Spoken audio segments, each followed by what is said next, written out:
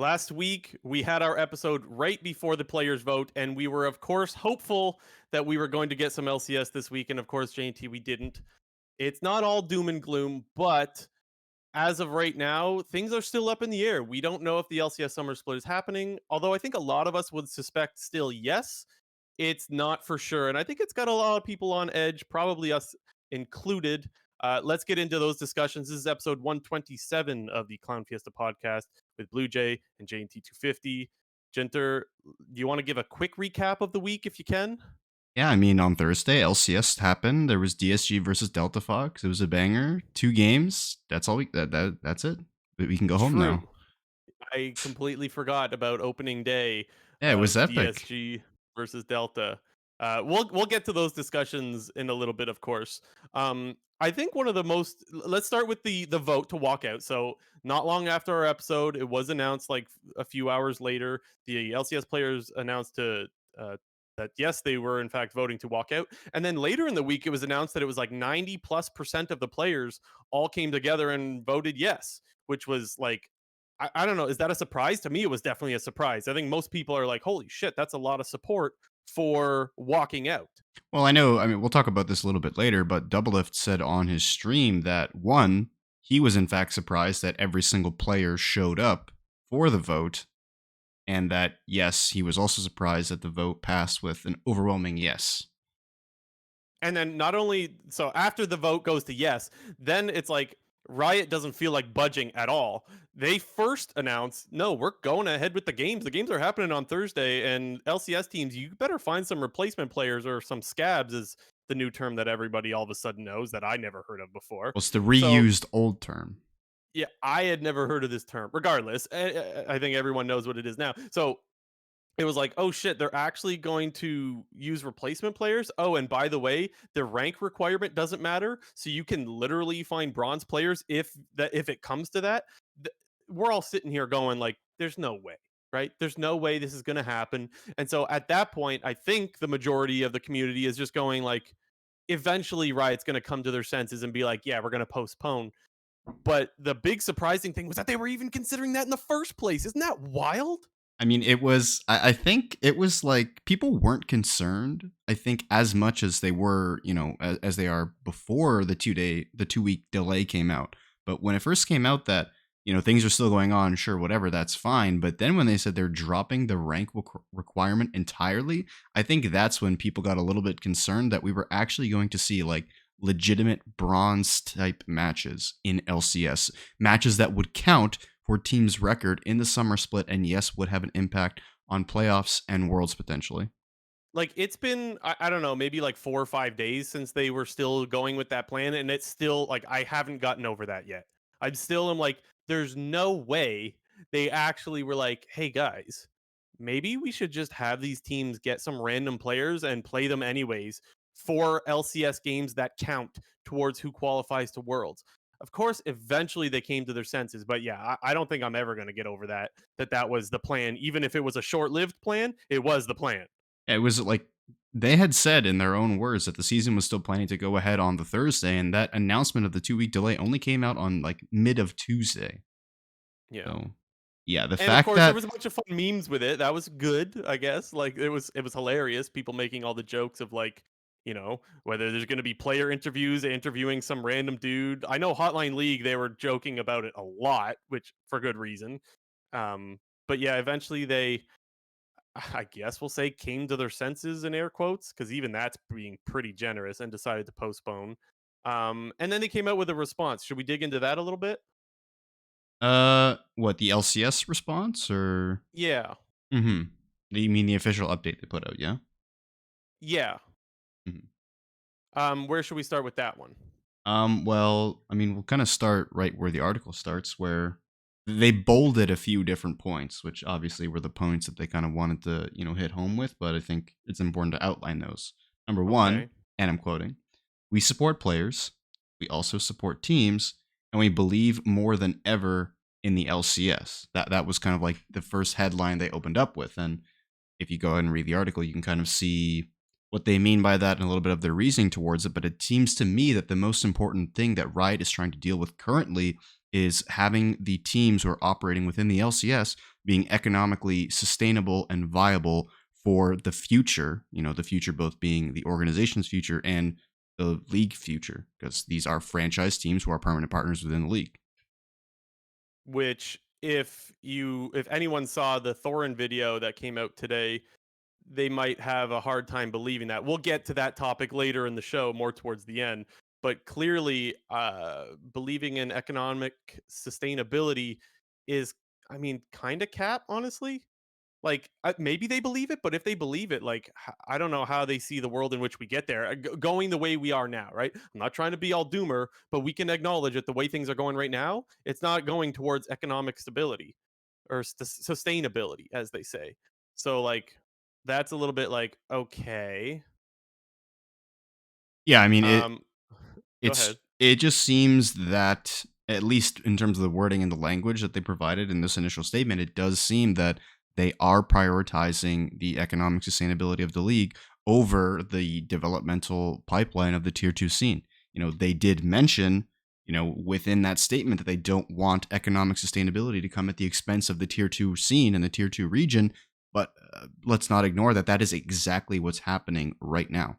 And that was, you know those are major effects that they made based on the decision to remove the requirement that teams need to field an NACL roster. Like, this is the whole domino effect because of that. Like, sure, you want to appease the teams and you want to make the LCS product as good as possible, which in turn may have to sacrifice the tier 2 scene for, but don't come out and say that we support and we want the tier 2 scene to continue to exist and to thrive when they're cutting it off at the foot. And I think that's the main problem that everyone has involved with the decision that Riot has made, is that the fact that they have basically destroyed the tier 2 scene, or attempted to destroy the tier 2 scene, with no set plan in place at the Right. time of And this decision being made. Yes, there are conversations that are going on right now to hopefully overturn some of those decisions, maybe push it back to 2024, maybe get an actual plan in place, but I think I'll reiterate once again, the overwhelming problem that everybody has with this is that they came to such a rash decision without no plan in place.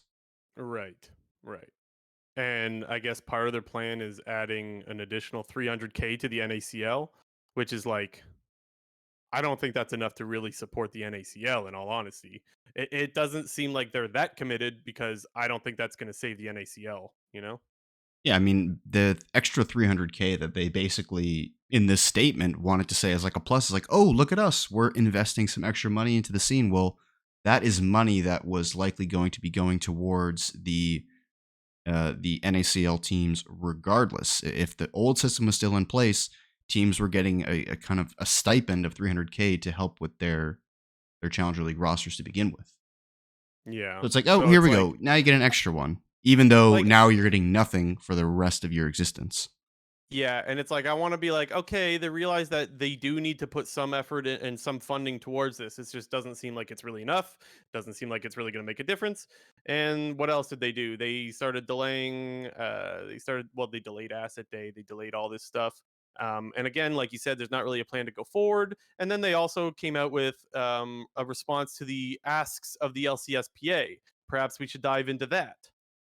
Yeah, so they responded to all the LCSPA asks one by one. First off, when it comes to promotion and relegation, obviously this was a point that we outlined in our previous episode that we said is just straight up not going to happen. And Riot said the same thing, that it basically counters the existing franchising partnership model and that it's not going to change. And the only way that that could change would to be change the overall model of the LCS, which is not going to happen. So The one thing that I will say is that last week I had a different understanding of this point, and it's something that Doublelift even reiterated in his video that he came out with, which again we'll get to that in not long. I thought that the bottom two teams were going to get relegated. So like in last split, it would have been Dignitas and Immortals. I thought that they could get relegated, and we said, well, if they paid their 10 million, there's no way that you can ask them to just give that up and give up their spot. It seems like what they were actually asking for is that two teams would get promoted to the LCS, making there be 12 teams, and the original 10 teams would never lose their spot, but only the two teams that were promoted into it could lose it. Down the line if they like suck or whatever. And then two other teams could take their spot possibly. So I still don't think that this is necessarily anything that's going to happen, but I don't think it's likely to happen. But I do think it's more likely to happen than what we thought last week. Yeah. It I think the point, I mean, the points that Riot outlines somewhat still stand, that introducing two new teams into the league, while they aren't necessarily permanent partners, it does sort of dilute the equity of the rest of the teams around them. So it's understandable from both Riot's point of view and even the team's point of view, to not want to institute this type of thing. And I feel like this is a point that continues to be brought up whenever promotion or relegation is brought up as a conversation point. LCS teams do not want to run the risk of losing to Challenger League teams, because it just proves that they're either doing something wrong, that their players are bad, and that it just puts the spotlight on them. Like, wow, we're so bad that we're losing to Challenger League teams. Like, it's not even about that, the Challenger League team could just be better than them. And these guys are LCS level players, and who knows, they might be in the LCS one day. It's just the fact that you, a permanent partner within the league, getting all of this help and all this money, running in the Premier League of North America, yet you guys can't even beat like 5 Challenger players. So I still think the same sentiment still stands going forward, that LCS teams will not want other teams within the league for them to have the chance to lose to, because it looks bad on them.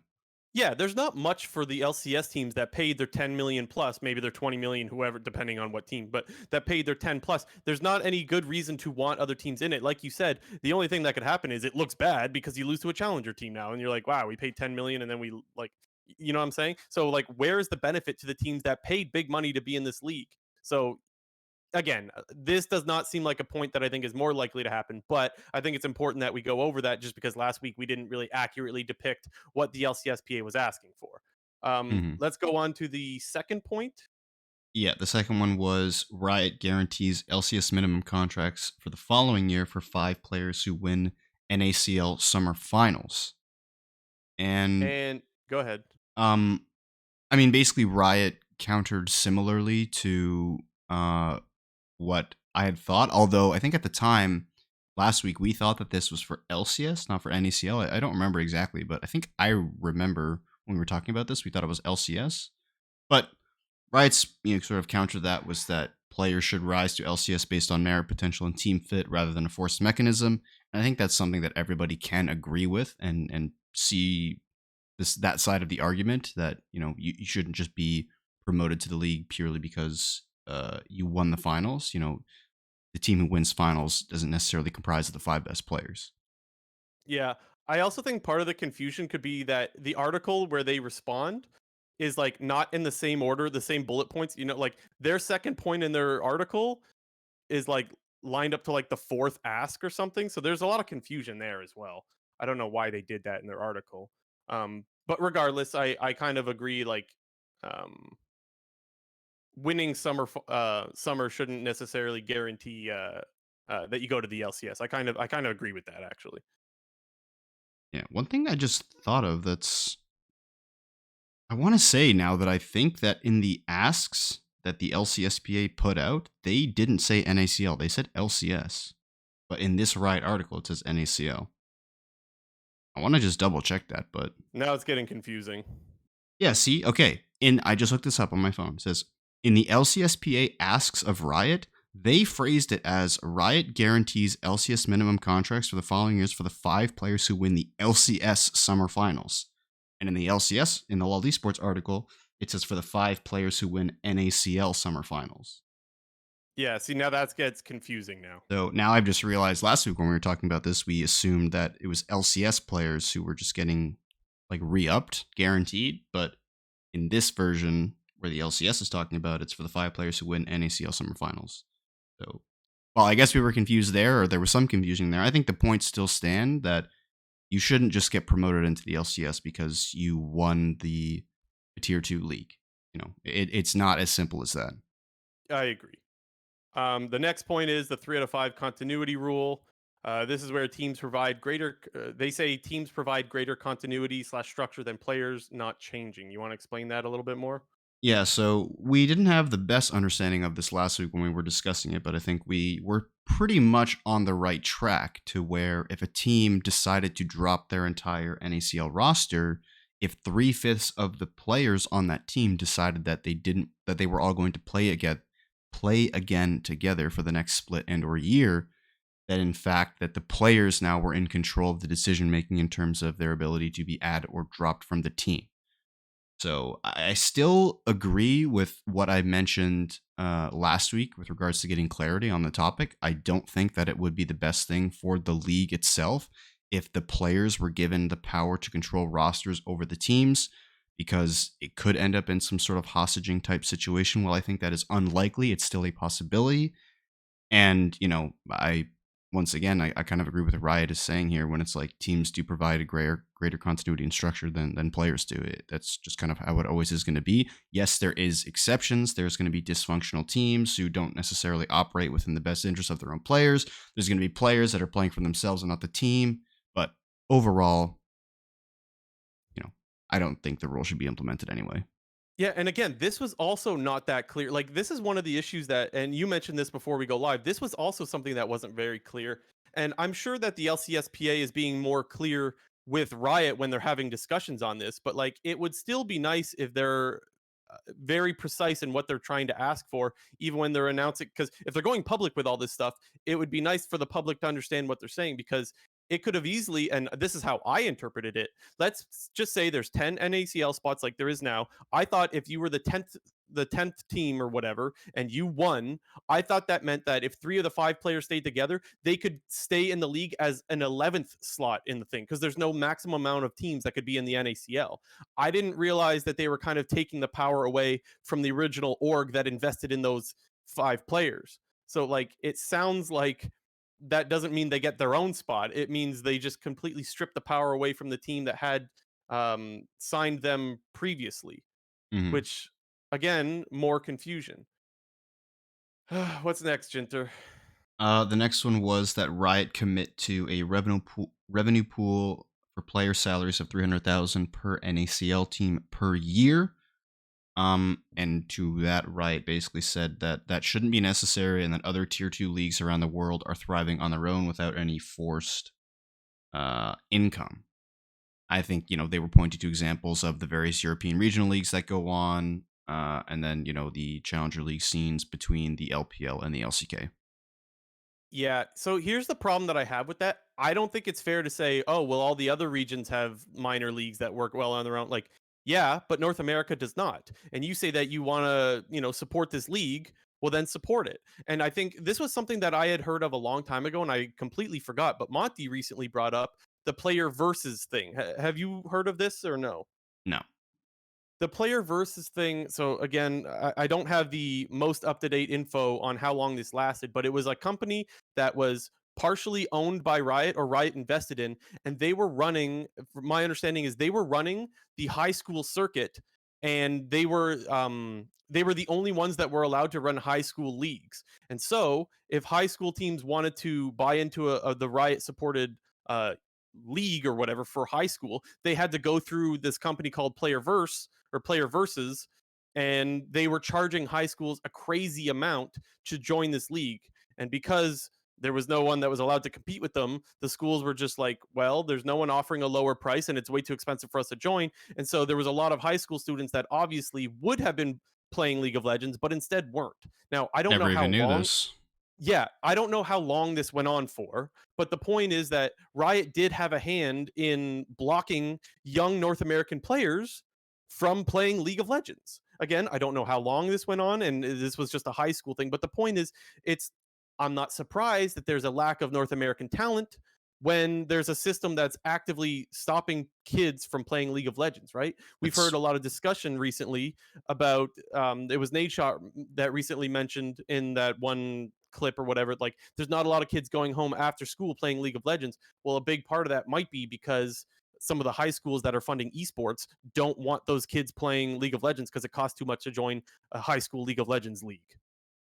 I mean, that's I'm surprised that nobody has I'm surprised that I've never heard of that in my entire life, because I would like to think I'm pretty clued into things, and I feel like that'd be an important point to address when it comes to the whole topic of NA developmental talent and whatnot. Right. And the thing that I want to reiterate is I went looking for information on this today, and I couldn't find how long this stuff was going on for. But the point is, Riot at some point did clearly have a hand in preventing young players from playing League of Legends. That's a problem, right? And so then you can't say like you can't have a part in stopping kids from playing League of Legends in a region and then be like, well, look at all these other regions, they're playing League. Whereas like the high school, I think high school would be a good place to have kids start to play League of Legends, right? Mhm. I don't know if it's like exactly fair to say that they were preventing, but they definitely were, probably not thinking when they were creating this system and had these high entrance fees because they might have assumed that people were going to pay them because like, hey, like this is the only thing that we have to do. I guess we have to pay it, and Yeah. everyone was like, yeah, I guess we're just not going to do that. So I wish definitely poor thinking and management of that whole high school scene. That's accurate and whatnot, but yeah, it's kind of unfortunate. I do wish I had more info on it, because I think it's something that's really relevant to know. I wish Monty said more about it when I heard him speaking about it, but it was something that he mentioned, and I went, "Oh my god, I remember hearing about this," and I completely forgot about it for so long. So I don't know how long ago that was though, but anyways, that is an issue. What was the last point, Jinter? The last point was to allow LCS orgs to partner with affiliates for cost sharing, and they made it sound like this is already happening with one of the current NACL teams being AOE Gold, which is actually partnered with Golden Guardians. So I don't really know. I mean, it basically sounded like it's already happening. So the fact that the LCSPA was asking for it seems kind of weird. Maybe it's a bit restrictive for teams to partner with other organizations, and making that process easier is kind of what they're aiming for, but I'm not exactly sure here. Yeah, I'm not sure myself either, but it sounds like they're not too bothered with that because in their opinion, it's already happening. Yeah. Okay. And then I think now we should probably start to dive into the Doublelift stuff around it. Yeah, because Doublelift made a video that came out on his YouTube channel just yesterday, pretty much saying that he disagrees with everything that the LCSPA is asking for. Is that a fair assessment, Jinter? He disagreed with 4 out of the 5 points, yeah. Yeah. Um, and my issue is not Doublelift Actually, speaking his mind. I should say 3 Go. out of the 5. Okay. Um, my issue is not Doublelift speaking his mind. My issue is you couldn't wait and I don't think he had any malicious intent, but I wish he would have realized that him coming out saying this gives Riot even more leverage, as if they didn't have enough leverage already. But also, this affects way more than just him, right? Like most of the time that Doublelift is speaking his mind, the backlash would fall on him and him alone. But in this scenario, it affects a lot of players. It affects pretty much the whole North American League of Legends ecosystem, everyone that's trying to go pro and all that. So like this really hurts the LCSPA's ability to, bargain or whatever at the when they're sitting at the table with Riot. Now, maybe it doesn't have an effect. Maybe Riot still gives some of what the LCSPA is asking for, but I really do think that this was not a smart thing for Doublelift to do. He could have waited like a week and a half or whatever until like the 2 weeks is up and then spoken his mind. A little bit disappointing if I have to be honest. Yeah, there's a big difference between, saying something out loud and just thinking it, because I don't think anybody had a problem with what he was actually saying. I think everybody was Yeah, in he makes some agreement. fair points. I think Yeah. everybody was in agreement that the discussion that he had about it was, one, reasonable, and two, you know, perfectly fine to have those opinions and retort some of the things that the LCSPA was coming out with. But like I said, there's a difference between thinking it and saying it, and the fact that he was on stream saying it definitely does take some of the leverage away from the LCSPA and the players who are asking. But I mean, at the same time, it's do I think it is like going to absolutely destroy them and make it 100% impossible for them to now bargain? No. Do I think it makes it more difficult? Yes, because while it might be what everybody's thinking, the fact that you've now said it out loud, basically just gives Riot evidence that they can hold it against them. Yeah, he pretty much said, and let's be honest, he's the most influential voice out of all of the players. He pretty much said, "Yeah, like I'm gonna play Summer Split." Like, dude, Come on. Yeah, if If I if can't, anything, that was the most damning thing that was said. Not him saying that he disagreed with all of the stuff that the PA was asking for. It was the fact that, if shit hits the fan, I'm going to play. I'm going to bail. And he didn't say I'm and going to bail, but he said, I'm going to be playing. So And I want to defend Doublelift. Now, full disclosure, I am a fan of Doublelift. I love when he's in the league. I do like seeing him play League of Legends and win games. So, full disclosure, yes, I'm a fan of Doublelift. So, yeah, I know you might say bias when I, say I kind of give him a pass. The reason why I don't even want to say I'm giving him a pass, but the reason why I understand where he's coming from is because this is always what Doublelift has done and always like what he's been praised for. Like one of the best things about Doublelift is that he speaks his mind. And so I understand that he's probably just doing his normal thing of speaking his mind, right? So like I want to be understanding that like he's always praised for that. It goes against his shtick, if you will, to not speak his mind. Um, so I guess that's a little bit of a defense on his side. yeah, it's dude, someone from the LCS like PA, like, or at least anybody who was involved with this should have been watching a stream and like been messaging him on the side, like, yo, shut this shit down. I would have to imagine Phil was pulling at his hair. Like, Well, is Phil bald? yeah. I just Uh, realized that. He was molding yeah. then. I have to imagine Phil was molding then. It's more fitting. That's But like, awkward. wouldn't you be though? Like, I'd be sitting there like, oh come. Actually, that was my initial reaction. My initial reaction was no way he released this, and then I started coping like maybe they've already made a deal, but they just haven't announced it yet. And Doublelift is like, I know a deal's made, so I can. But that doesn't seem to be the case either. Yeah, I mean, it just wasn't the smartest thing. That's all there was to it. Yeah. And if okay, here's my new plan. Okay, let's say Doublelift screwed all the things that the LCSPA is asking for. You know, all that stuff's off the table because he flamed all of it. Maybe flame's a hard word. Here's my new idea, Jinter. I need you to support me here.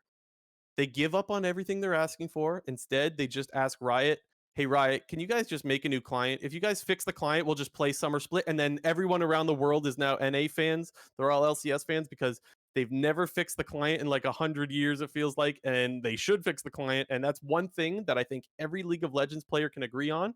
The client is shit, and so they scrap everything else and they just say, "Riot, if you fix the client, we will play Summer Split."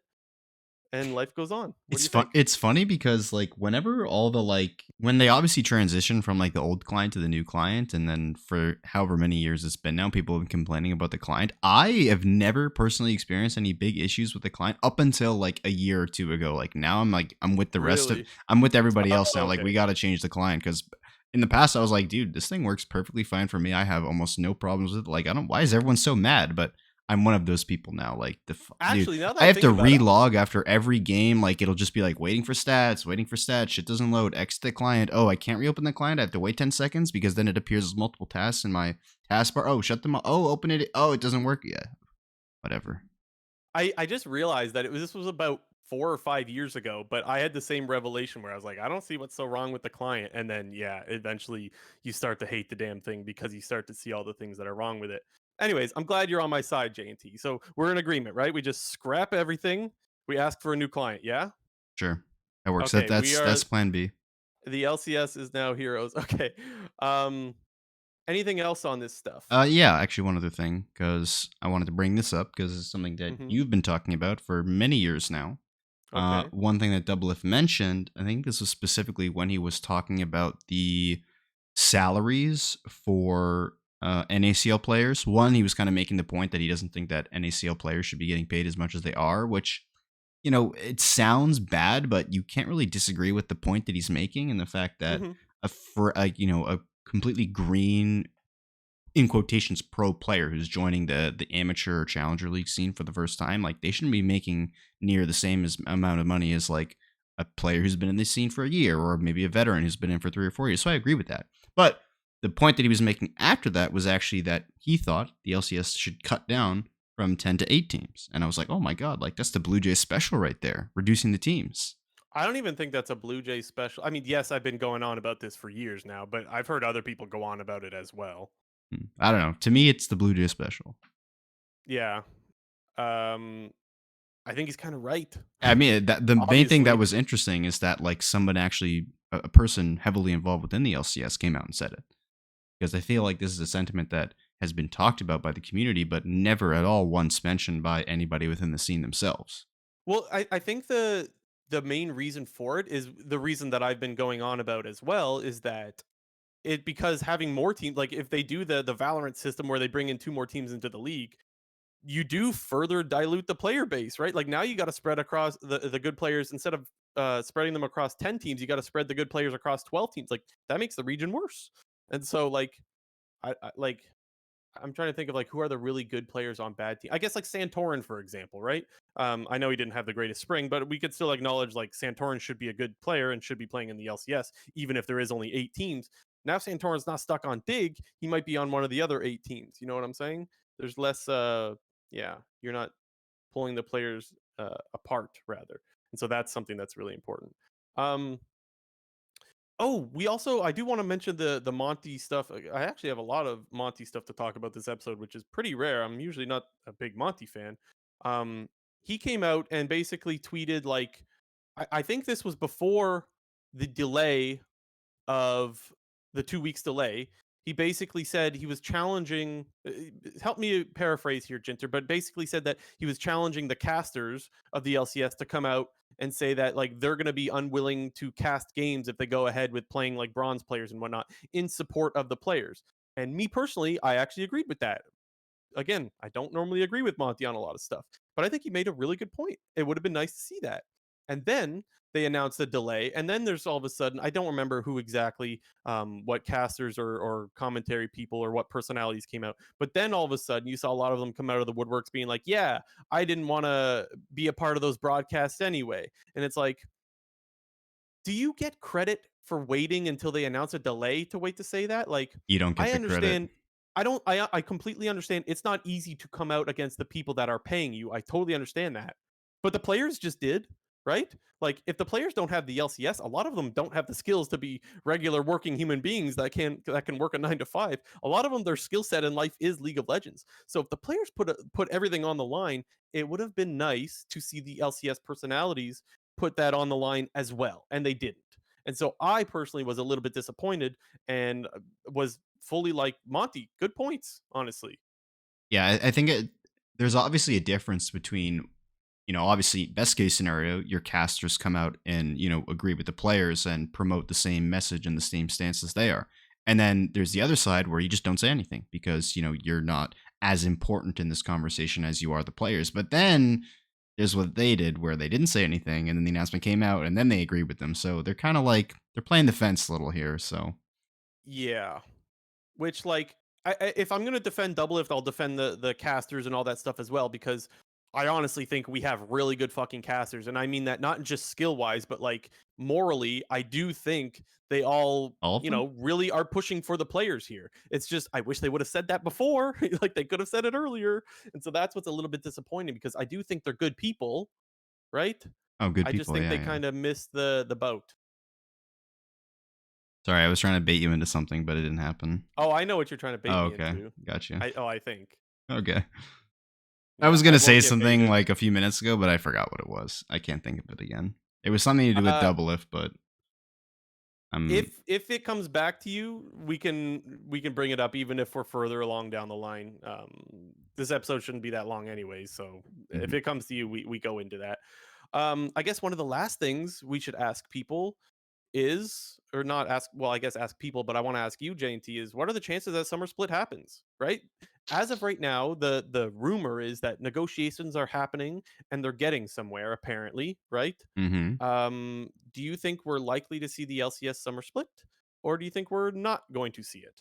Well, one caveat that I think is important to mention is right at the very, very bottom of that article released on all esports, it says that they are hopeful that the time window now ahead of us will allow to put into place a condensed yet competitive LCS summer season with the league's best players and teams.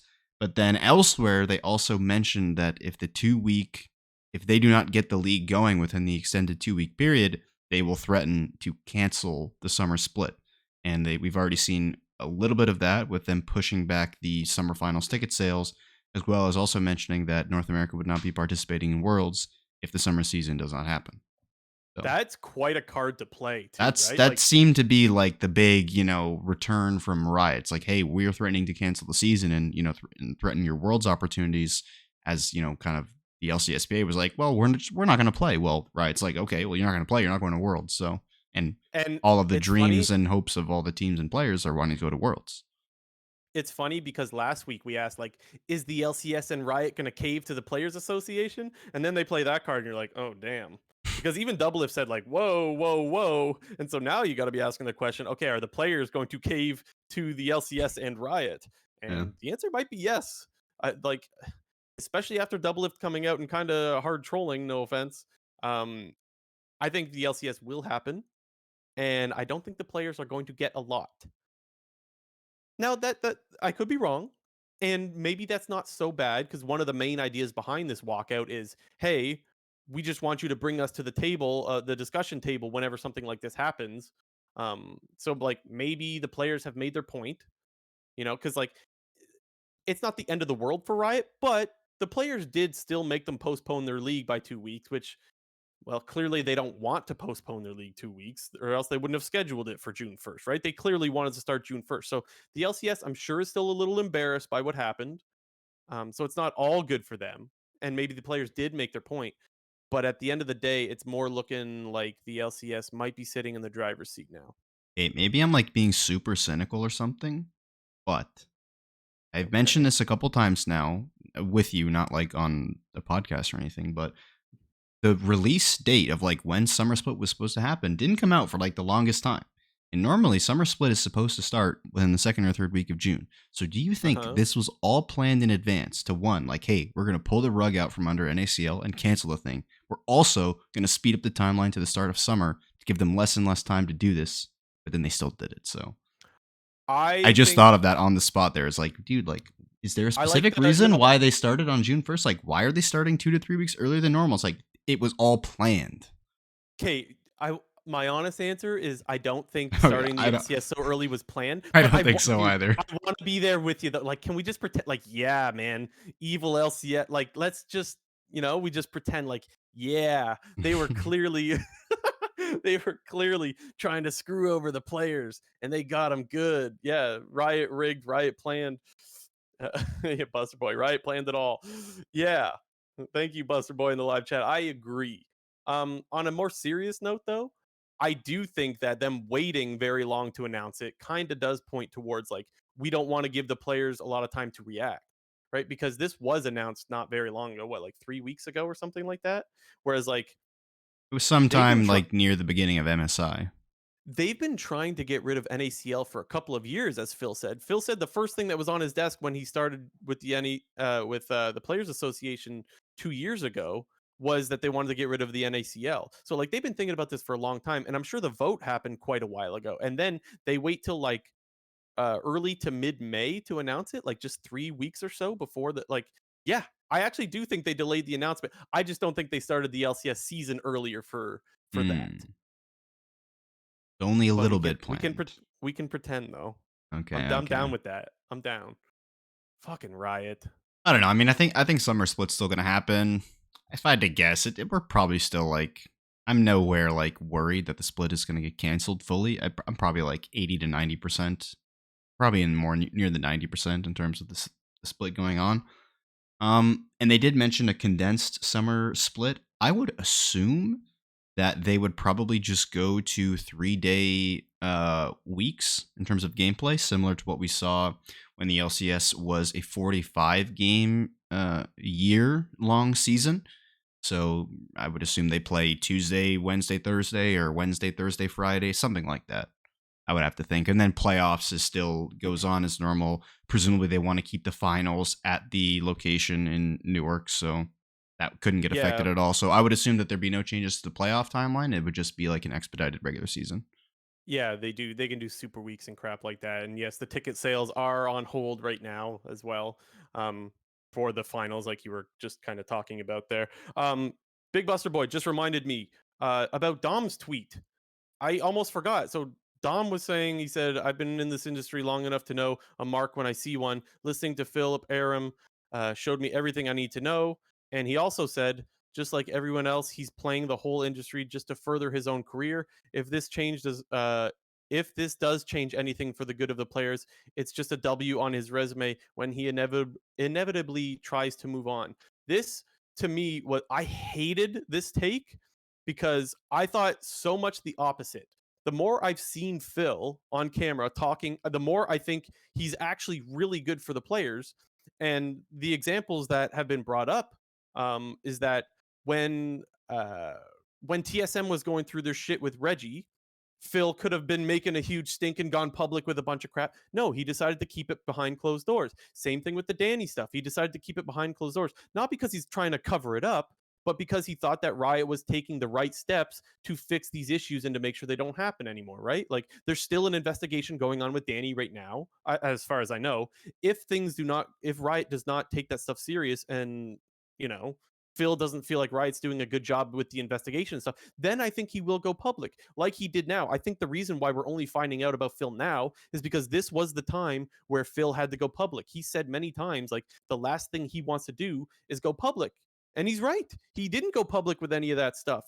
Obviously, he could have to score internet points, which proves that no, this was not just him furthering his career. And I think that was such the shittiest take by Dom that it drove me nuts. And the reason why I wanted to bring this up so much is because I think Phil deserves a shout out for all the stuff that he's been doing. He's taking heat from Dom. He's taking heat from Thorin with everything.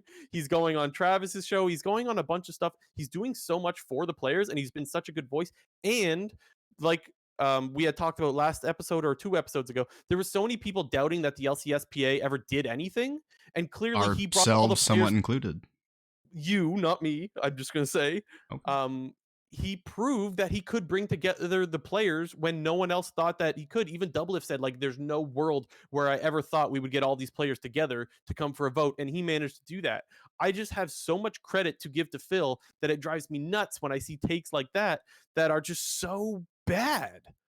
I just think Anyways, that if you spent the time listening to what he's actually saying, regardless of, the things that he's trying to fight for when it comes to, the specific asks of Riot and whatnot, just the way that he talks about and carries himself with regards to all these issues, I think is very genuine and points to the work that he is doing is, for the players and for the betterment of the league, not to prop himself up in terms of what a good job that he's doing for whatever Dom said, like a star on his resume or some dog shit, whatever that was. Like, yeah, he also was like, yeah, this guy doesn't. If he actually cared about the NACL, he would know how many teams there were. He dude, made a mistake. He thought there was 14 teams instead of 60. Like, who fucking cares that he didn't know how many teams there were? Like, I feel like that is so irrelevant. Like, just some because he people got the can't number even wrong.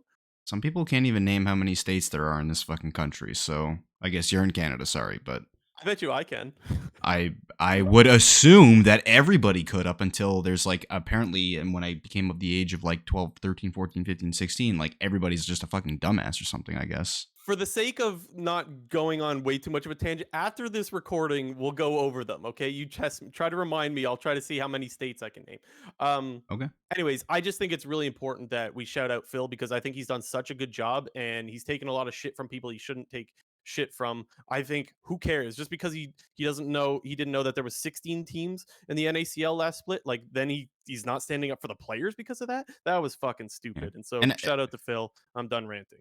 yeah, I mean, also the problem with the argument that like, when people bring up the Danny issue or the TSM issues, the fact that the LCSPA didn't go public at that time, that's like a very nuanced it's a nuanced relationship that you have to understand between the LCSPA and Riot themselves. Like the whole point of not taking things public was to have, meaningful discussions and conversations behind the scenes to change things for the better without having to get, a big, scandal investigation, whatever involved. Hopefully things be able to be resolved internally.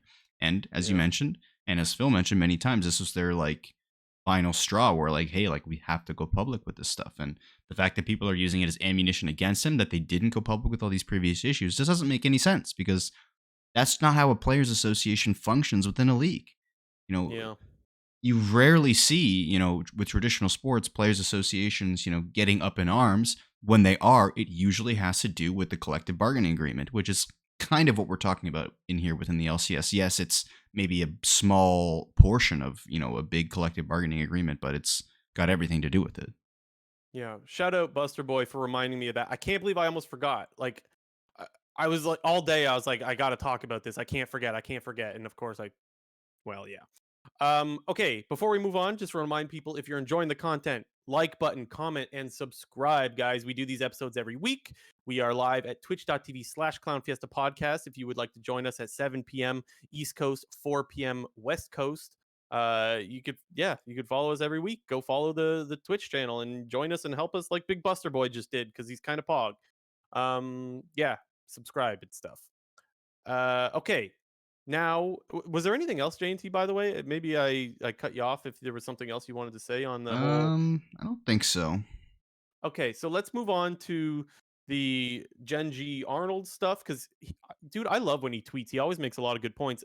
But also, Thorin came out with a video today talking about how, like, yo, by the way, LCS team's been spending. Do you want to give us the lowdown on that one real quick?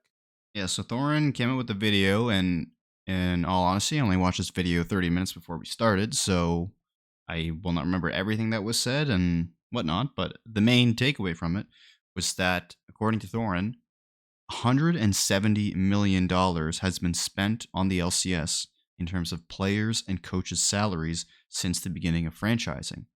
And while I think that number sounds quite large, it's actually not, because that only results to $2.83 million per year per team, which is somewhat similar to the reported revenue sharing between the LCS and Riot, which is $3 million. Which, once again, in Thorne's video, he countered that, saying that the number is probably somewhere in the $2 million type range, plus or minus, 250,000. So I need to disagree with you here because I think that number is really high. Because something else that he mentioned is that that doesn't consider like housing and coaching and stuff like that. That's just player contracts, and that is a lot of money to have been spending I wasn't on the saying league. I wasn't saying that that's not a lot. I'm just saying it doesn't sound as damning when you dumb it down. Like when you hear 170 million, like when I first heard that, I was like, man, that's a lot. Then when I just did the math and see what that worked out to per team, I was like, okay, well, that's not that bad. Yeah. Anyways, I still think it's pretty bad. The only thing that I wanted to like I wish I could ask him is like what's his point? Not like obviously his point is that like that's a crazy number for teams to be spending, but it didn't sound to me and maybe I need to go back and listen to it again. It didn't sound to me like he was all that upset with the teams for spending that much. Maybe he was, I don't know, but like I thought that at the end he was going to be like, yeah, the teams are spending way too much and they need to cut down on salaries. Maybe I missed that part because again, I also am like you. I skimmed through it very quickly before the episode, but I don't know. He was still pretty upset at Phil. He seemed to be more upset at Phil Aram than he was the LCS teams over the 170 mil. So that was something that was kind of confusing. But the point is, or I think one of his points is that like teams cannot be spending that much, and then kind of wondering why they're not making profit. You know? Yeah, I mean, obviously it is a bit different, team by team. Not every single team is going to be spending roughly $2.83 million per year on their, coaches and players. Obviously, that is Yeah. going to skew, higher towards the teams at the top of the league and lower towards the team at the bottom of the league. I mean, when franchising first started, like one of the big contracts that was initially talked about was Impact on Team Liquid. He was making like roughly $1 million a year. I think he was like one of the first players in LCS that crossed like the 7-digit threshold, at least Yeah. from what I can recall off the top of my head. Um, Well, remember Hooney as well? yeah. Oh, yeah, that Remember one as Hooney well. had the Dignitas contract? Was Yeah, it he Dig? was over Or a were they mil. Clutch? It Whatever it was was, you know? it was clutch at the time. Yeah, he was over a mil, and I guess that would have been season 9. I believe it was 2 years, 2.3 million. Do not quote me on It the is. numbers. It That's was. what's in my head, Yep. and that was kinda crazy as well. Mhm. Um, Mostly the because that number wasn't crazy, but the fact that Hooney was kind of underperforming, or maybe not underperforming, but just wasn't as good as he once was in season 5, 6, 7, and he had kind of yeah. regressed on. I think he was playing on Echo Fox in season 8, and then all of a sudden got some big money contract. The one thing that I will say is I don't blame any of the players for trying to get as much money as they can. Like, yeah, any one of us would do the same thing. Like, you're trying to get as much as you can, and ultimately, it's the teams that decide to pay that much. So this to me, if people are like, "Wow, these players are asking for too much money," like No, the teams are giving them too much money. And by the way, I've heard players that are like, "Yeah, we know we're paid too much." I'm pretty sure Fudge said that, didn't he? The Like whole somewhat goal of recently. players should be to get paid as much money as possible. I somebody might be able to help me out in the comment section if they know where I could find Fudge saying like, "Yeah, we know we're paid too much" or whatever. That Because is I think he idiotic to did. say. I'm pretty sure he did. You're just trying to Maybe it was make like a less Travis money. Gafford interview or something. No, but that's not that much of an idiotic thing to say because you want the league to be sustainable, and clearly, when they're being paid that much, it's not sustainable. So, like, yeah, he'll get a truckload of money now, but like, what if he doesn't in the long term? You know what I'm saying? Um, Educated Collins, thanks for the follow, Hearthstone player. Um, yeah, no, I don't blame him whatsoever for trying to get that kind of money. I don't blame him at all. Yeah, the goal of players should be to make the most money as possible. If anything, it is to fault the teams that they have spent too much on player salaries ever since the beginning of franchising. It is no secret that the average contract for an LCS player exponentially increased from before franchising to during franchising, and has now started to decline in the last 2 years. And an Educated Collins is helping me out here saying that it's Travis's interview after MSI. So okay, I'm not crazy. That's good. I knew that he said something like that. Um, yeah, I I don't have anything more to add to it, but I'm glad that someone could help me out here and say for sure that the players recognize they're being paid too much. Hmm. Let's talk about the Genji Arnold thing. Oh He yeah, made a tweet. Yeah. he previously has mentioned many times over the course of his you know tenure as CEO of Gen G, saying how that the LCK isn't as profitable as they'd like it to be and whatnot, and came out and said that despite leading the LCK, leading being Gen G, in sponsorship revenue over the last 3 years, our League of Legends team has never turned a profit.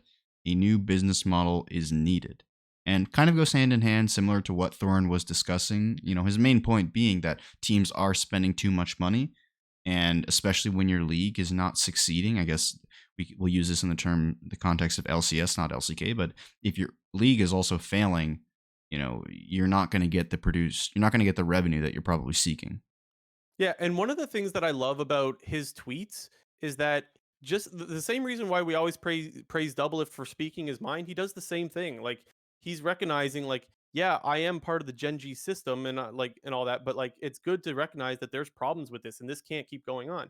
Now, having the solutions to this is not a difficult or not an easy thing, right? Like if we had all solutions to these problems, then oh, no problem, and then everything becomes profitable. Like I don't necessarily blame him for pointing this out and not having all of the solutions to fix the problem, because I think it's really difficult. It's not obvious what the solutions are to these problems, and I think that's something that just esports, as a esports community, if you will, in an industry, we're gonna have to figure out, man. And again, I don't got the answers, but like shit's got to change. There's been a fair bit of discussion recently, Jinter, and I wanted to ask you your thoughts on this about people actually paying to watch like the LCS or things of that nature, for example, or the LCK or whatever it is. What are your thoughts on that? I can start if you want me to. Sure, go ahead, and I'll piggyback off what you say. Yeah, so I think the biggest issue that I have with that is like a lot of what esports is just advertisement for the game in general. Like how many times have you watched LCS or Worlds or whatever and then it's made you want to play the game, right? Like, oh, that guy played this champion. Like I'm sure there's a lot of people after MSI that were like, dude, I want to play some Aphelios or some Jinx after watching Ruler go nuts, and they play the game and of course they buy skins and all that crap, or like I want to play Kha'Zix now or whatever it is, right? So like by having less eyeballs on your product because you're putting a paywall behind it now, that might actually hurt you in the long run. The only problem that we One of the problems is that we don't know exactly how much value Riot is getting out of having people just watch for free. Like it's possible that Riot is cleaning up and they have data to show that, yeah, because we let people watch for free, we're making a buttload of money on skins because we have research that says X amount of watchers go and play the game and X amount of those players go and buy skins or whatever it is. But Riot's not going to release that information, right? So it's possible, even if it's not likely, it's possible that Riot is still saying, you know what? We're making money off this regardless. It might not seem like we are, but we actually are. And I wonder that. I mean, and it's not even necessarily free to begin with. I mean, there's still advertising. Advertising, while Yeah. yes, it doesn't cost the consumer any monetary value when you're watching the ad, I mean, that is still that is still something that is taking away from the product itself. And the league is earning revenue off of it. Like, there's pre-roll ads when you go on Twitch, there's ads on YouTube, they even have sponsored ads on the LCS broadcast. Insert State Farm or Honda, whatever it may be. So I think that the notion that LCS is completely free is not necessarily accurate. It is free, that you don't have to pay anything monetarily to watch it, but it's not free per se. But I think that putting a paywall behind it would be, you'd have to find a compelling way to get people to do it, because I still think that, you know, it's still a model that could be used. And I wouldn't say that if you introduced a paywall behind, league esports, that it would just, die off all of a sudden. But I think you'd have to find a really good way to convince people that it would be worth their time to do I so. think you would, yeah, I agree. Like I it think there like would be if a significant yeah, amount of people that would not wanna pay for it, and viewership would fall off a cliff. Now, with that said, I would pay for it. I'll admit I I would. probably would too, yeah. Yeah, I mean, but we're also like, we do a podcast for the fucking league. Clearly, we're invested in the league, you know what I mean? I Not everyone is might find a way or two to watch it without having to pay, but you Not know. everyone is JNT 250 or Blue Jay. Like, we clearly are heavily invested, and not everyone else is. And at a time where viewership is falling off more and more as time goes on, I don't think you want to give people an extra reason to not watch. It's not a good time to implement that stuff. Uh, with all that said, I don't want to like hate on all the people that are saying they should put a paywall behind it, because I think they genuinely just want to see uh, the league get the revenue that it needs for it to succeed and be sustainable, so that players keep playing and getting paid a fair amount, a fair wage, and whatever. Like, I think there's the people that are making these takes about putting it behind a paywall mean well. I just think they're a little bit short sighted on what that would actually mean for the Yeah. league. I mean, in an extremely black and white scenario, if it was either the LCS doesn't exist or you pay $5 to watch the LCS, I pay the $5. I'm pretty sure everybody would at that point. But, Yeah, obviously it's not as simple as that. yeah. Okay, are we good to move on Yeah. to the LCS that Yeah, the started on June 1st? LCS. Uh-huh. Exactly. Beast Disguised Toast puts up the Disguised Squad against Delta Fox as the show match. I guess we'll just start with, what did you think of it, Jinter? I thought that it was going to be like, when I saw the first game, I got Yeah, disappointed real quick. I game was one like, was like, shit, this kind of sucks, and game two was like, okay, this is kind of beast. dude, the problem that I had with it was like, surely like Toast should have told the team, like, guys, like, this thing is for fun. Like, we do not need to try hard whatsoever. But they were tryharding, man. It's kind So of I completely agree with you, but I need to defend them. I need to like play devil's advocate, if you will. If you lose to Delta Fox, that looks so bad, yeah, but it's a man. show Like, that looks match. Who cares? agreed. Again, like I said, I agree. But devil's advocate is like, these guys are like, dude, we cannot have Toast come in, save our careers. Like, I mind you, I'm sure they're not being paid that much, but save our jobs, like they're still getting paid, and then lose to guys that don't even play the game anymore. Their TFT ranks were up, man, when they were in lobby. Dude, It didn't like, even they were mostly unranked and stuff. I don't mean to shit talk the DSG players, but did they really think that they were ever going to lose that? Like, there's no, like, they must not have confidence in themselves if they thought that there was any percentage chance that they were going to lose that. If I had to bet You're that, 100% if I right. had to bet the house and everything that I owned on it, I would have said that DSG would win 100 times out of 100 times. Whatever they played, they would have won. Would you bet your pinky finger? Yes. I mean, not if they Me played, too. not if they played like complete legitimate troll stuff like Zyra top and Yumi jungle and shit like that. But if they played champions that could function within their roles, it did not matter what champ they were going to play. They were going to win the game. I 100% agree. And like Collins is saying in the chat here, he's saying like, after the first game they started to meme. And yeah, and that's when it got really That's what I good, was hoping honestly. for. Exactly. I Yeah. was just disappointed that it didn't start out with that. I was like, okay, now that they win game one, hopefully, games 2 and 3 will be for fun. I thought the real way to make the content was to purposely let Delta Fox win game 2. Hopefully, I mean, I was looking like they were going to win game 2, Game but two was close. yeah, it was close up until it wasn't, and then it got close again, and then the minions ended. So here's what I think they should have done, and this would have like saved face if somehow Disguise actually did lose. They should have just from the start had Delta Fox be allowed to make the picks for them. Like we draft your what you guys are playing. Yeah, And yeah. then if you lose, you're like, oh well, they picked all the crap, like they picked Yumi mid for us or whatever. And then it's like totally fine. Yeah, that Um, would have been good. and then work the other way. Like if they lost, then they get to try a little bit harder, sort of thing. I think you're 100% right. They should have known that no matter what they do, they're gonna win, and they should have worked backwards. But all the same, it was fun to It watch. was super fun. I mean, I enjoyed every minute of it. I mean, it did get a little boring in game one, and I was like, oh man. But then, I mean, The game two started, and I knew it was going to be a banger. The first game I watched just on Toast channel, and I listened to the casters. I was listening to Flowers and Azale because I mean they're beast, right? They're awesome.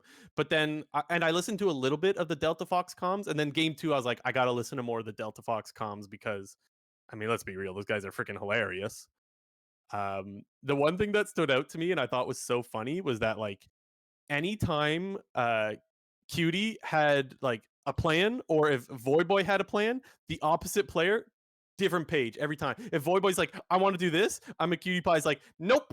And then if I'm a Cutie Pie's like, I want to do this, Voyboy's like, I don't think we should do that. And I thought that was the funniest thing. It was like, dude, these guys do not see the game the same way. And I thought that was super entertaining. Yeah, I was listening to the team comms both games, and it definitely felt like that, where Cutie Pie was, very, set in his ways about what he wanted to Opinionated. do. Yeah.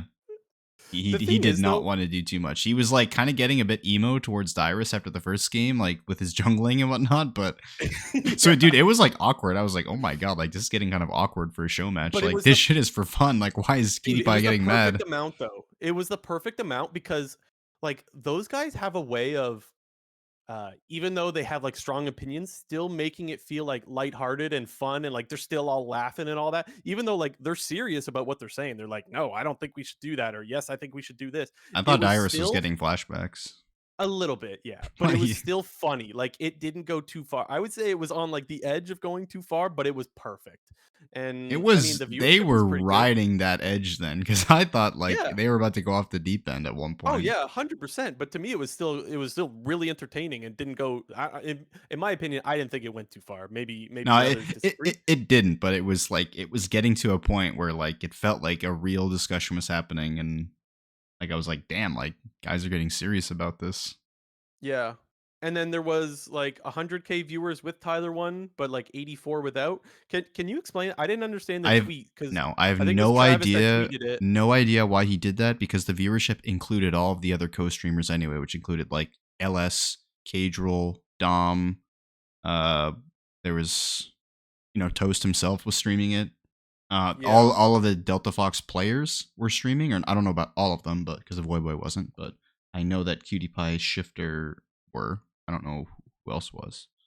to me, like that to me is such a success though. No, like What do we think? Is LCS Week One gonna have more or less viewers than more. 102K? You It will think? have more. I promise. Yeah. Okay, Yeah. I don't Well, know. I saw in I think it was a Reddit thread, maybe it was a tweet. There was a number of like how many viewers does the LCS normally get, and somebody said like 170K all combined with all like the I think that's peak by the way, with all like the co-streamers and the regular broadcasts and blah blah blah blah blah. Um I might be getting the numbers wrong, but the point is it was way more than the 84 or the 100K or whatever the Toast stream got. But I like think there's a chance, especially if one, they have to change up the schedule due to the 2 week delay, and for example, matches get played on like Tuesday, and like they do 3 days a week, so I think I there's think a that this decent chance that LCS Week One viewership could be lower than that. I suppose it's possible. I think it's unlikely just because there's so much talk about the LCS now. Like we have people that don't watch LCS talking about the LCS, right? But I Like mean, obviously Ludwig did his mogul mail and Moist did his thing, whatever he does, and like I guess some news stations had picked up some stuff as well.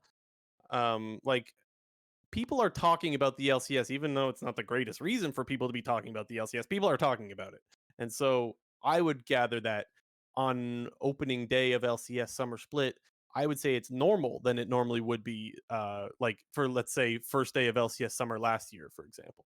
I do But I could be agree. wrong. I do agree, but I do think that the boost you might be talking about would also reflect in the DSG stuff. So my only Well, suggestion for it being, this potentially passing LCS viewership is if they had to shift the schedule somehow because of the condensed season that they seem to want to do, or not seem that they want to do. They will do if the LCS commences in its new scheduled date. Fair enough, because they can't push it to weekends, right? Because Valorant. Yeah. So like they might have to stream on like a Tuesday or Yeah. something. And that would And be that Jesus Christ Tuesday. Like, what is that yeah. even? That day of the week doesn't even exist in my mind. Like that's And honestly, another point too is like maybe the deal that Riot makes with the LCS is like makes Riot look so bad. Like maybe they budge on absolutely nothing, and the fans are pissed, and they're like, "I don't want to watch LCS because you didn't give anything to the players." Like, there's a world where that happens too, I guess, and that could maybe lead to lower viewership. I don't know. It's so like this is so unprecedented that like I don't really know what to think. My instincts are viewership will be higher. But I thought it was really cool, all the streamers and personalities coming together to stream it. Even Cadril was streaming it from Europe. Like, I don't know. I just thought it was great. It was a feels good moment for all the feels bad that we've had lately. and especially Uh, for also all the OG viewers. Like, dude, Void Boy, like that guy hasn't dude, existed I in love 2 years. Boy. I'm Just so hearing his happy he was voice was back. great. Yeah, Like I yeah. was getting more positive just listening to him. And like when I think of Voy Boy before this past weekend, I was thinking of Voy Boy on the stairs saying like, Yeah, dude. where he wasn't happy. Like the last time we saw Voy Boy wasn't exactly like he was not happy, and so it was happy or it was good to hear him be a little bit happier, even if he got a little frustrated in comms. I genuinely think he was having fun. I think he was popping off on the Cassidon too. He was kind of carrying that game a little bit. Uh, Maybe being held back by Scara. Oh my god, dude. Scar and They're Dyrus, that was rough to dude, watch. they're all And so Shifter, honestly. lovable. Shifter was All of not the great. all of the personalities are so like they're so lovable just like who they are, and god, we miss that. Yeah. Obviously there's still players in the LCS that you do care about, but like it really brought back like, oh my god, these guys are such fucking characters. It makes you miss them even though they're out there embarrassing the hell out of themselves on Karthus. His Dude, Karthus was better than his Gragas, at least. they were both pretty embarrassing. Yeah. But I guess not for him. Like he doesn't give a shit. Like for me, I'd be really embarrassed. Scarra's just XD and having a hell of a time. So that was also awesome to see. Yeah. What do you think was like if you like would you be embarrassed, Jinter, if that was your Karthus slash Gragas? Well, I wouldn't play that bad, so no. Wouldn't happen. If I did int my face off though, like on a stream with 100k people, yeah, I'd feel bad, definitely. Yeah. What's like the most embarrassing thing you could think of that you've done in League of Legends off Huh. the top of your head? Is there any like standout plays that you're like, wow, I can't believe I did that? I remember I like flash eat a minion at Lambton, like or way early on. Oh no. Like I was Oh. ganking bot, and I went to go. I was walking like in their bot lane, was standing behind the wave, and I was like, oh, I'm gonna like start my body slam real quick, then flash over the wave. But I just didn't do it fast enough, and just walked into. I body slammed into the minions, then flashed on top of them.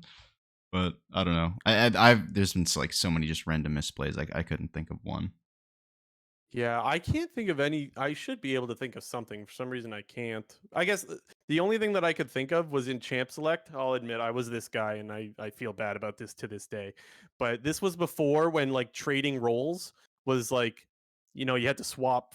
Like you can't just swap roles now. You had to like swap champions after the full champion select is done. And I was like, hey, can you pick me Kennen? The guy picked me Kennen, and I picked his Jin. And then I was like, I gotta go to the bathroom. So I went to the bathroom and forgot to swap. I I mean, was that guy. everyone probably has done that. Yeah, I did I was that. that guy. And then I got a double kill in Jin. I had never played Jin before. I got a double kill in lane, and I was like, guys, I'll carry. And then I went like 2-11, and the Kennen went like 0-8 or something. Like I griefed our whole team. That was one of the more embarrassing things that I've done. Nice. Anyways, I brought us off topic. Here. Last thing I just wanted to mention because it's related to DSG, but apparently their Valorant team's about to get bounced out of that league anyway. So Oh, really? they're like playing relegations for. Wait, they haven't won, right? Is that true? Did Well, I hear that? in the VC, I don't even know what it's called in VCT, but in the Challenger League for VCT, their team originally started off decent, but then they won like they lost like 9 games in a row or something Oh, to okay. end the regular season, and then they were one of the bottom teams, so they have to now play promotion / relegation for the challenger scene. And they just today lost their match, so the next match they play, if they lose, they're out. So I don't know if Hmm. that's a sign of things to come for the DSG LOL team, but hopefully not. Hey, you can't win in everything. And also, I guess Maybe there'll be. something to mention because we didn't even mention it when we first started talking about this. But for the people who didn't watch and are wondering what the hell DSG even has as their roster, they have 3/5 of Cloud9 challengers in Fake God Top, Tomio Jungle, and Zazel support, and they also have Young from Golden Guardians and Meech from CLG/NRG. Obviously, And he hasn't played their underneath coach. the. Well, I was going to get to that, but Oh, sorry, their I'm a coach little is Golden excited because Glue. I was asking for it. Yeah, Golden Last week, Glue I was coach. like, Golden Glue tweeted out that he signed, and honestly, I don't even want to call it a prediction. I was just like, I hope it's with Disguised Toast. Sure enough, it was, and I was pretty happy about that because I like Golden Glue. He's a beast. I mean, I don't know. The only players I really know on this roster are, Fake God and Zazel, really. I mean, we saw Young play LCS for 4 games at the start of the split. I think, if I remember correctly, he was decent for a rookie who came in at a moment's notice, so Yeah. maybe that team will be good. Anyways, that was hella fun. I hope they do something like it in the future. Hopefully they don't need to though, actually, because I guess one of the Yeah. reasons this happened was because well, we know why. Should we do quick news and then close out the show? Yep, we got some quick news. The big thing for quick news, though, is that apparently Faker reportedly got a hefty amount of offers outside of the LCK this past offseason, some of which included some North American teams, FlyQuest What were and those Team offers, Liquid. J&T 250? What were they? I don't know, I don't have them in front of me, so No, I thought you had them pulled up. I just remember that one of them was Fly, the other was Team Liquid. The point is, the North American squads are dishing out a lot of money. Are you pulling them up right now, by the way? No, Ugh. I can't do it on my computer, or else your cam goes away. I will look them up. But the point is they were trying to sign Faker, which is kind of weird because like how long ago were we talking about this? Last week, 2 weeks ago, where we were like we even said Okay, I I found don't it. want Faker to be in North America, right? Like cuz that could be not good Says for sources go Faker ahead. had offers from LNG, Weibo, those in the LPL, T1, Team Liquid, and FlyQuest last offseason. Fly's offer of between 3 to 5 million was outbid by Team Liquid in T1. Faker was really close to joining TL, and then T1 Scout could become a reality. Potentially that means in the future after Faker retires, but Yeah.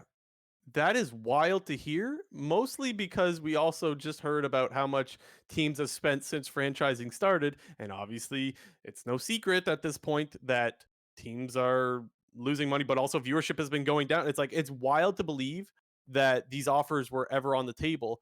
Not to mention, I don't think like you it's that said, when wild to believe. I think there's always been like soft rumors that Faker always gets, offers to play in other regions, but will never accept them. fair enough. Yeah, But I guess, yeah, I I think suppose it's not that wild. It's the just, main I thing don't to want point Faker to out come. is the fact that it was like he was apparently close to joining Team Liquid because I feel like that's the main thing to take out of all of that because it's not surprising to hear that he Yeah, was getting a shit ton of money from a bunch of teams. It was the fact that if he was actually close to joining Team Liquid, that is huge. yeah, you're right. Actually, I shouldn't say that it's wild that these offers happen, but it is wild when you see a number like that. You're like, wow, because I see 3 to 5 million, and I'm like 5 million in my head. I'm like, wow, a big number. But the reason why we were saying we didn't want Faker to come to North America is because, like, if he comes over to NA and he doesn't succeed, which we've seen before with plenty of imports, like they just, I don't know, maybe they don't get acclimated well to like the North America, or there's like culture shock or anything like that. Like, I don't want to be the region that killed Faker's career. And I mean, Am I too pessimistic? That's the way I think. I was like, I don't want Faker over here. I love Faker, but I don't want him over here. plus, I mean, I think everybody understands at this point, League of Legends is not a game where you just plug and play a player and that is going to change your team in its entirety. Like, if Yeah, Faker came to NA, even if he joined that Team Liquid roster, ignoring their performances in the spring split, it was not a given that they were going to win the split. Like, I yeah, still think that everybody, still had EG, Cloud9, and FlyQuest all on their radar. yeah. This is true. Even if he came to NA and played on a good roster, I do not think it's a given that Faker would just succeed in NA. I think it'd be very likely, but not a Well, see, given that by I any agree. means. Clearly, I agree. That's why I don't want him coming to North America, just Yeah. because I don't think him coming to North America helps us win worlds. Like, I think we're still way too far away from that happening. And again, the downside, like, it's just the cost of the downside is way too. It's too much of a risk for me. The risk reward is not good enough. Uh, but maybe one day. Who knows? It could still happen. Clearly, TL has never slowed down in their spending. I don't know. Yeah, obviously it's a little bit ironic considering, the discussion that have been going on with regards to the LCS in the last 2 weeks. That's like, oh, okay, well, just this past offseason, teams were willing to spend 5 mil plus for Faker, but don't want Yeah. to field 300K else or, NACL teams? Question mark. Well, and actually, in that Four Horsemen episode that was a week or two back, Phil said that when he was on the EG side of things, they went after Chovy for 3 million. Did you hear that or no? No, I didn't hear that. And he said he was like, when we heard that he turned down the offer of 3 million, we were like, thank God, because like, what were we thinking? So like Phil said, like, yeah, I'll admit it, I was once part of the problem. And yeah, clearly it's not just FlyQuest and TL. Wait, And they what? They offered $3 million? Was he saying that like in to Chovy. hindsight that he was glad that they didn't sign the contract, or Yes, he was saying that after Chovy declined, him and Greg Kim, who was at EG but at the but, time, but after, were like, like, what does thank after God. mean? Like after, like, they found out he didn't sign and then they were like, oh, thank God. Like that means that you just put Yeah. out an offer that you didn't want to begin with. Like that's a big negative to me that he said that. Yes. That's what he's saying. He's saying like, I'll own my mistakes, and like that was a stupid thing to do. That's what his point was. He was saying like no one's perfect, and that a lot of people make mistakes, and that like he's thrown himself in the boat. Like, yeah, I've made mistakes that like we should not have offered that. And he was part of that decision making. I mean, the fact that they would say that the minute after they found out their offer was declined, that they were like, oh, glad that we didn't do it. Like, that is a big yikes. I agree. Yeah, I agree. What else is on the quick news stuff? Oh yeah, last up, The Dive, their episode that initially was going to involve Nas, I'm not going to try to pronounce her last name, sorry, the head of Global All Esports.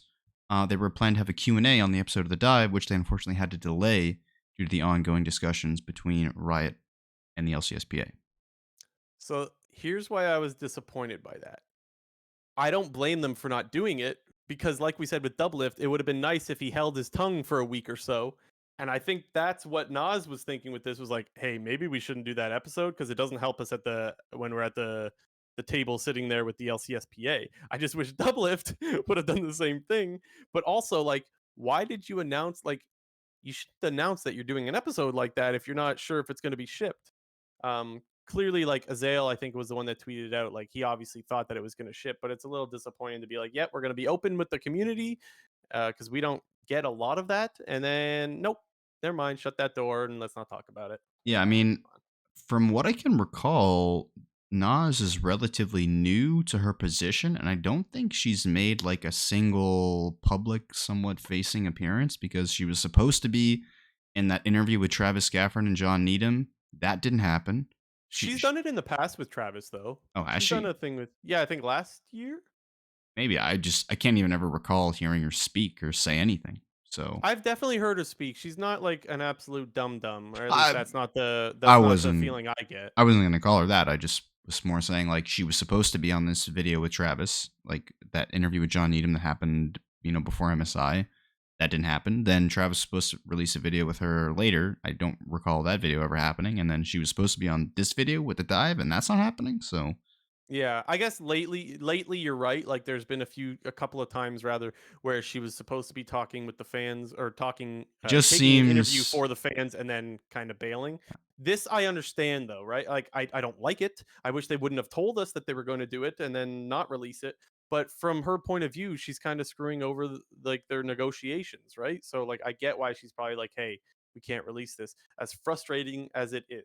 yeah. I mean, another thing. I mean, we might ramble on here for a little bit, but another thing that they mentioned in that Four Horsemen episode that you previously were talking about is they were making the point that the LCS not having a commissioner at this point right now is an important thing to talk about, because Mhm. normally there is a face and or name you can assign blame, or I don't want to say it like assign blame, but there was a person who is the face of this and the face of Riot in these cases, and there currently is not one. And one thing they were saying on Yeah. that is like, is that planned by Riot in the current moment to do that? And I'd have to think somewhat yes. And I would also agree, it's kind of, I'm just trying to paint this picture out for, the community and the fans. The fact that they don't have a commissioner for the LCS, one of the head of global esports says, they're not necessarily ducking, but they're ducking like appearances. It just doesn't look the greatest. I'm not Yeah. insinuating anything, but the fact that there is no commissioner